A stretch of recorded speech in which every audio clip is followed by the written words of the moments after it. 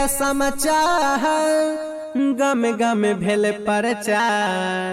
आबि गेल नया समाचार गम गम भेल प्रचार। गोपाल निवास में नया बैनर झूल गेलै कुसा वहाँ किराना स्टोर खुल गेलै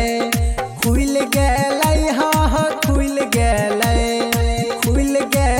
भाई हो खुल गेलै कुसा वहाँ किराना स्टोर खुल गेलै। गोपाल निवास में नया बैनर झूल गेलै कुसा वहाँ किराना स्टोर खुल गेलै।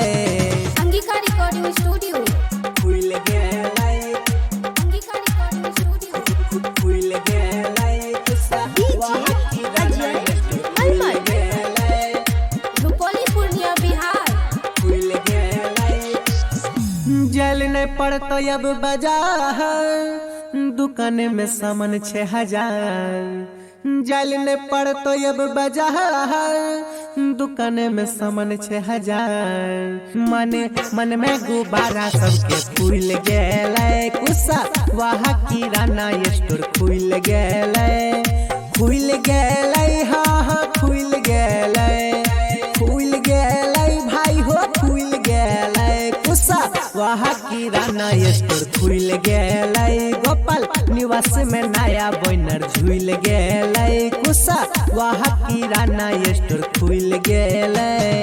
अंगिका रिकॉर्डिंग स्टूडियो खुल गेलै अंगिका रिकॉर्डिंग स्टूडियो खुल गेलै कुसा वहाँ किराना स्टोर खुल गेलै रुपौली पूर्णिया बिहार।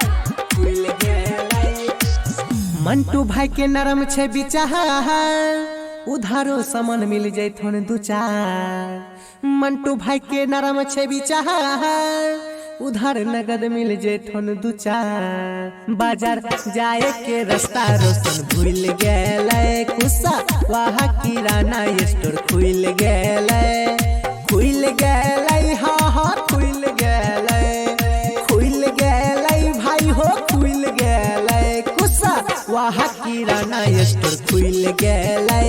गोपाल निवास में नया बैनर झूल गेलै कुसा वहाँ किराना स्टोर खुल गेलै